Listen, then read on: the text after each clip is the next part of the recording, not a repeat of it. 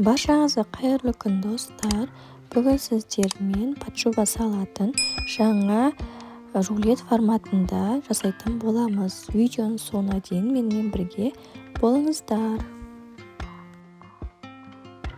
Eng aldымен kerakli zatlarimizni qaynatib olamiz. Kartoshka, jo'murtqa, sabz және де qizilshamizni suvda qaynatib olamiz. Qaynatib olgan ko'könüslerimizning barlig'ini sirtini ochib dayondab qo'yamiz.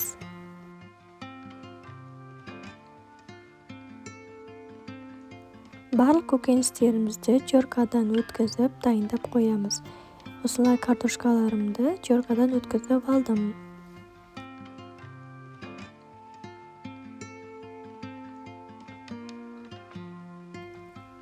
Odan keyin sabzimni cho'rkadan o'tkazdim.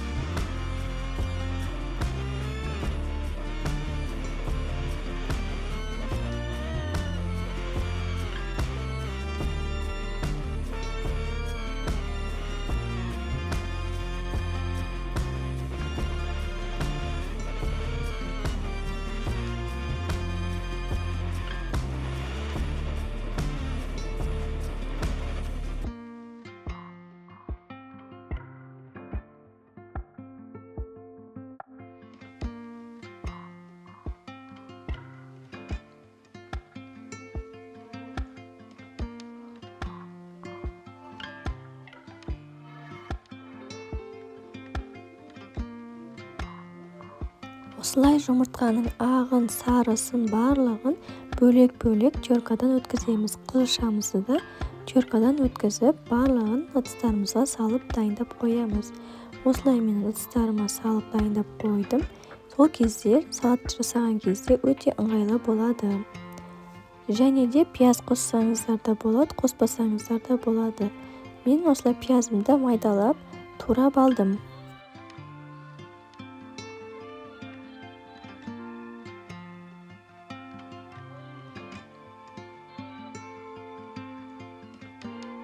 Салатымыздың дәмін келтіретін осындай балықты таңдадым.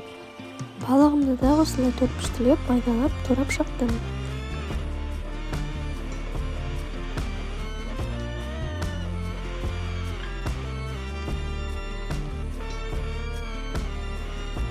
Ыңғайлы болу үшін бір ыдысыма салып дайындап қойдым.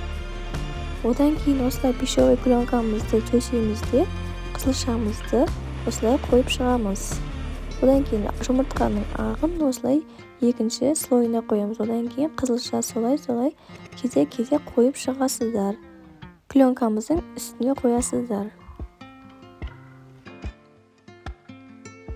Міне осылай рулет салатымызды жасап бастаймыз. Өздеріңіздің ыдыстарыңыз, тарелкаларыңыздың көлеміне қарай жасайсыздар. Одан кейін үстіне осылай майонезімізді сеуіп шығамыз.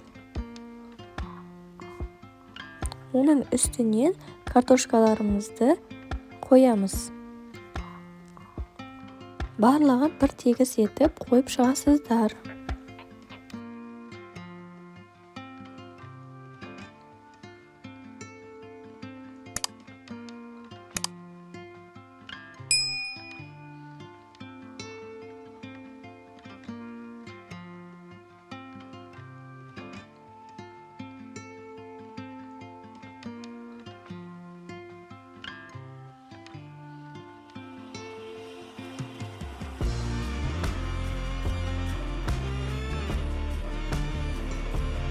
Картошкамыздың үстінен кішкене ғана тұзын сеуіп шығасыздар.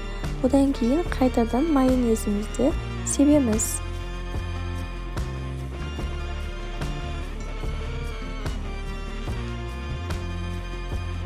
Ары қарай сәбізімізді салып шығамыз. Барлығын бір тегіс етіп салып шығасыздар.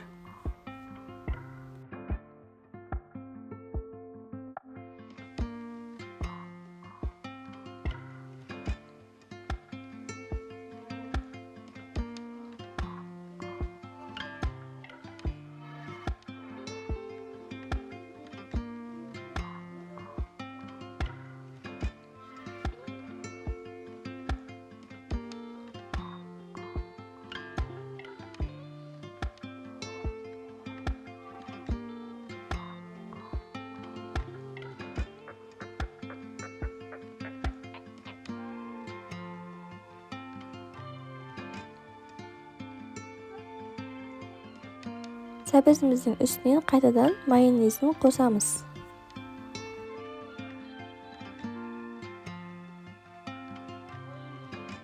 Оның үстіне турап алған пиязымызды қосамыз. Пияз қоспасаңыздар да болады. Ол өз еркілеріңізде.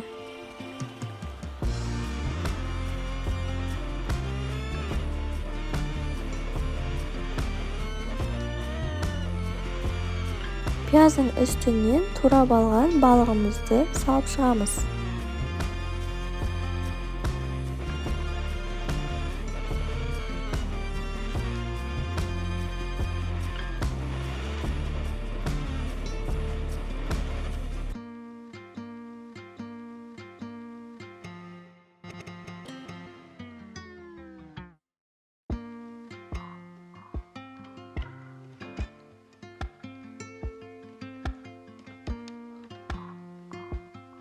Енді пищевой пленкамыздың екі шетінен көтере отырып рулетін жасайтын боламыз.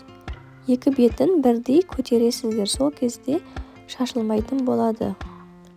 Дәл осылай видеодағындай қайталайсыздар. Осылай екі шетінен ұстап, қысып орайтын боласыздар.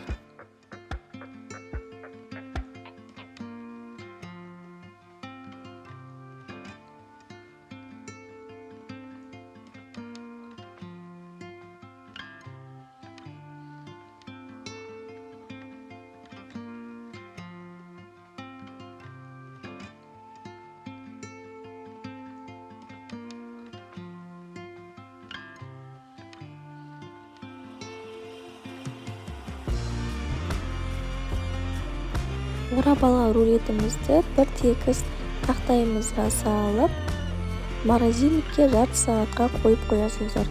Жарты сағат өткеннен кейін шығарып ыдысымызға саламыз. Пищевой пленкасына алып тастаймыз. Міне осылай рулетімізді ыдысымызға салып алғаннан кейін үстіне әсемдік ретінде жұмыртқаның сарысын или болмаса кез келген нәрсемен әсемдеуге болады. Осымен біздің рулет пачуба салатымыз дайын болды. Өте сәнді, дастарханның сәнін келтіретін болады. Осылай жасап көріңіздер. Видеом сіздерге пайдалы болса, маған тіркеліп, лайк басып, комментарий жазуды ұмытпаңыздар. Сіздермен болған Әлия, қош сау болыңыздар.